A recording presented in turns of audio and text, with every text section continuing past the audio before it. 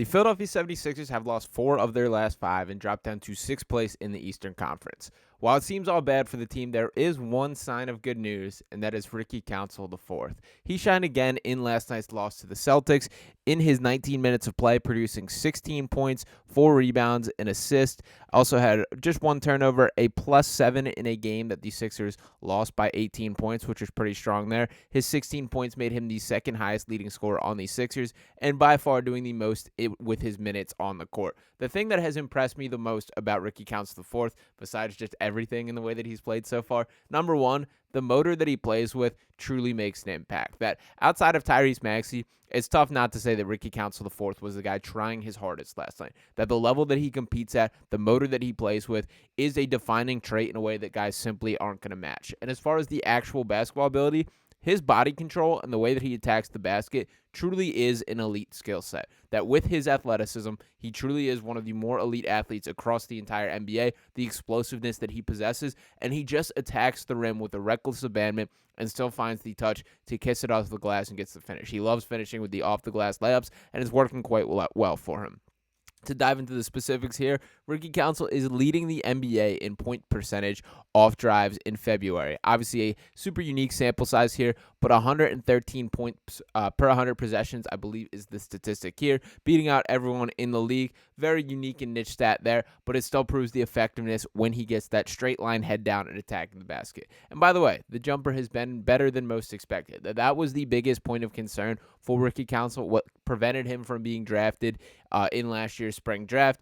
There was concern that there were some mechanical issues. Those look fixed. The release looks better. He's spoken pretty openly about his confidence in it. While his shot still is not, I guess, what you would draw up in a tutorial for how to shoot a jump shot, it's something that's coming off sweet, and the damage is being done, which is what matters the most. I did want to pull up these statistics here. Shout out to Mr. Crockpot at Edge of Philly Sports. Ricky Council IV, when given 10-plus minutes in a game this season, which has happened 7 times. He's averaging 12.7 points per game, shooting 62.2% from the field on 28 of his 45 shot attempts there, shooting 36.3% from 3, 4 of 11 in those attempts, also adding 2.7 rebounds per game and a +32 in these opportunities, a 7.4 net rating, and totally agree with this bottom part. Not sure what else the man can do.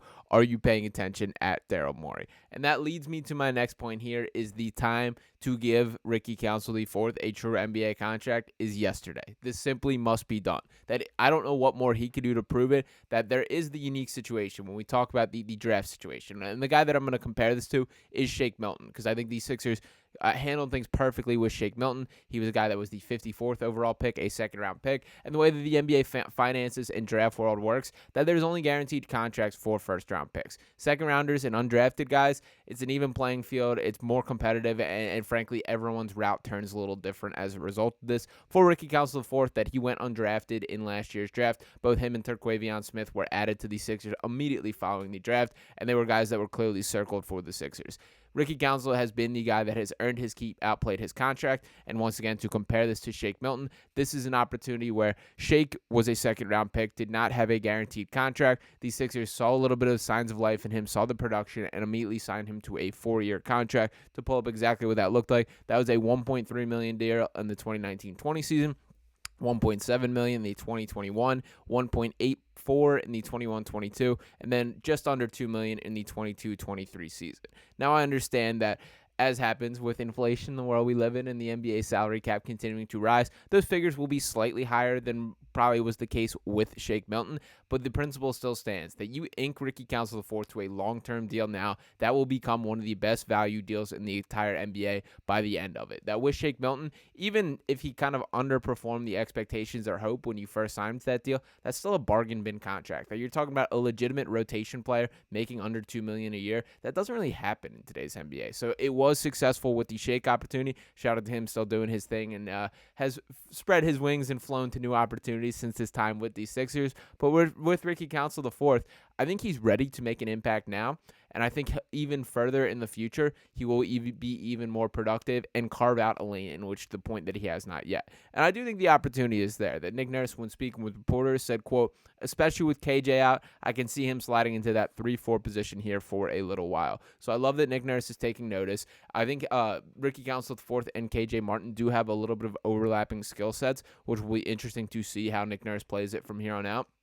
But from my eyes, Ricky Council fourth has just been straight up better. And while KJ Martin is an interesting player, I'm just not as bought in on his future or his potential as a player as I feel about Ricky Council the fourth. Again, the motor that he plays with, I truly feel is something that raises up his impact immediately. That the second he's on the floor, he's doing things. I mean, last night, his first shot make in that Celtics game was a putback dunk on a maxi miss in which he brought the house down. Like you felt the impact of that one-handed slam, him rising up, him throwing it down. That type of athleticism is necessary on the Sixers team, and the ability to just score easy points without having opportunities created for him, I feel is a massive deal.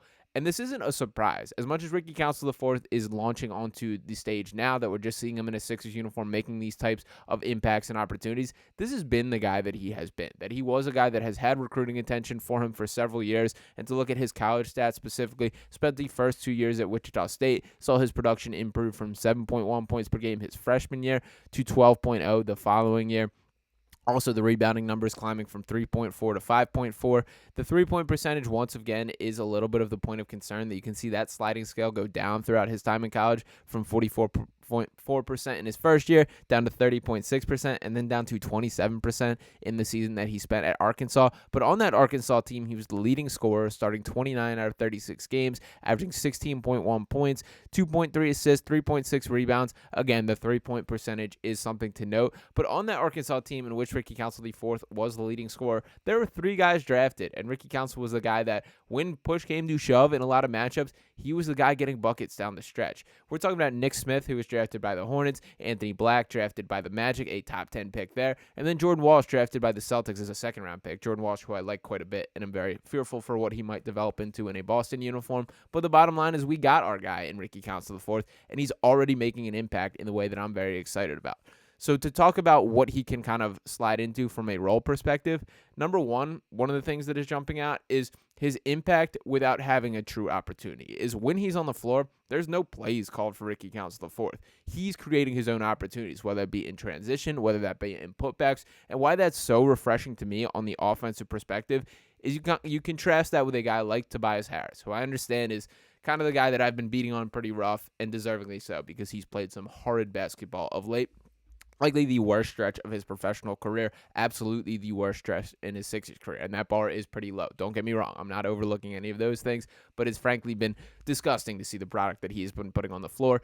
For Tobias, there's this just stops the flow of the game in the misses that he has, that it feels like there's such a focused effort by the Sixers to try and get him going again, to get him easy looks, to get him opportunities to just see the ball go through the net and maybe begin to build that confidence up. And on the exact opposite side of things, look at Ricky Council IV. There is zero drawn up for him, that he is creating his own opportunities. He has not been disruptive to the flow of things whatsoever. He's playing within his system, playing within this offense, playing within this team, and making the most of every single opportunity that he has a chance to. And that to me is incredibly refreshing and says a lot about a guy from a basketball perspective, that he's just doing the little things. I'm loving the small ball lineup, which essentially is running Ricky Council as either the 4 or the 5, the way you want to look at it. In a lot of it's either been Batum or Tobias as the technical center, but Ricky Council has been the guy skying for rebounds, fighting out, boxing out, using his athleticism to go up and get a board in a way that guys fail to do too often in a Sixers uniform. So I cannot be more impressed with the product that he is putting on the floor. The combination of body control, athleticism, motor, it all spells the ingredients to making a high-level NBA player. I don't know what his future is going to turn out to be, what his ceiling is as a player yet, but what I do know is I want every bit of the Sixers to be a part of it. That I think the time to act on this to ensure that you have his long-term future within the organization is to hand him a standard contract now. That as we project out this Sixers team, I know I just dropped a video talking about Mike Muscala and how he needs a standard deal. Totally stand by that. And I think the bottom 3 numbers on this roster, the bottom 3 roster spots, Kyle Lowry obviously came in on an addition. There's currently 2 open roster spots, one because Darius Bazley's on a 10-day, which will be expiring soon. Give Mike Muscala one and upgrade Ricky Council to a standard NBA deal. This guy is too good to be spending time in the G League. He is ready to help the Sixers team right now. And then that opens up the door for another 2-way contract in which the Sixers can take a lottery chance in one of these high potential prospects, which they've failed to bring in enough over the years. So for me, this is a win-win. It is time to act now. It is time to lock up Ricky Council to a standard NBA deal and allow him to continue helping the Sixers team in the way that he has over the past couple games. I do want to hear from you guys. First off, make sure you're smashing that subscribe on the channel. Appreciate all you guys for helping to keep this digest family growing. Got a ton of big stuff in the works, some little roundtable ideas that I'm excited to talk about. But I do want to hear about you guys about Ricky Council the Fourth overall. Let me know what you think of his ceiling, some player comps that you kind of had from him. I originally said Bruce Brown, but I'm kind of rethinking that a little bit. There's just more athleticism and a higher motor that I'm seeing in Ricky Council, and I haven't landed on a guy that I fully think. So hit me up in the comments. Let me know your thoughts on what your NBA player comp or ceiling for Ricky Council IV is. Make sure you're smashing that subscribe button, dropping a like. I'll be talking with you next time right here on Sixers Digest. Peace.